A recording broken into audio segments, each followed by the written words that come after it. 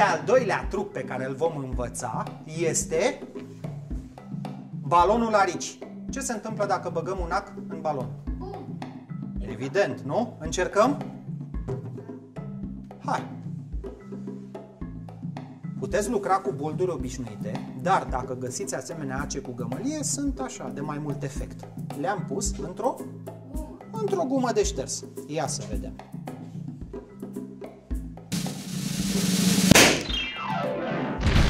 Andrei, încerci și tu? Nu.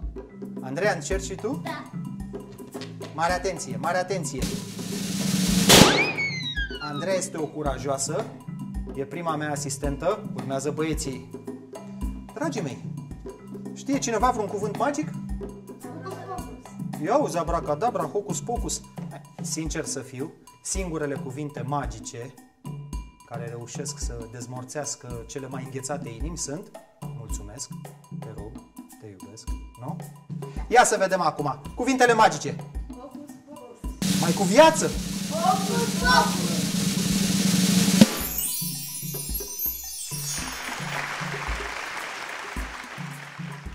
Ia să mai încercăm. Hai să facem un adevărat arici din baloane. Ia uite, domnule! Vă vine să credeți? Vreți să învățați cum se face un asemenea truc? Da. Da.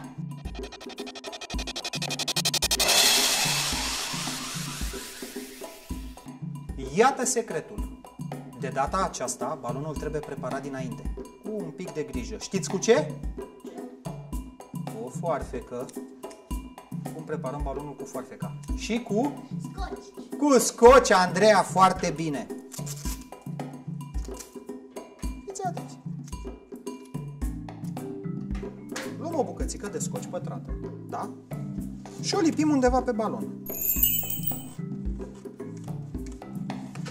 În acest moment trebuie să avem grijă să înfigem acul acolo unde am pus scociul.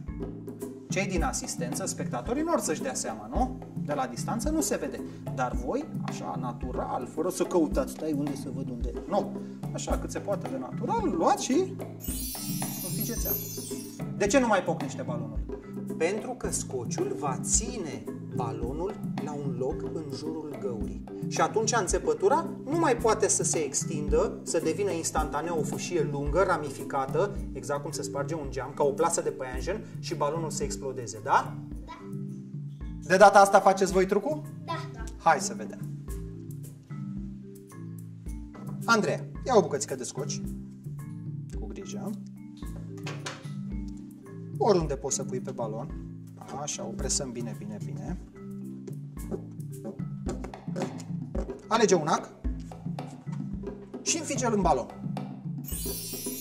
Perfect! Poți să mai bagi unul, tot acolo. Ia uite. În schimb, dacă scoatem acele, balonul începe încet, încet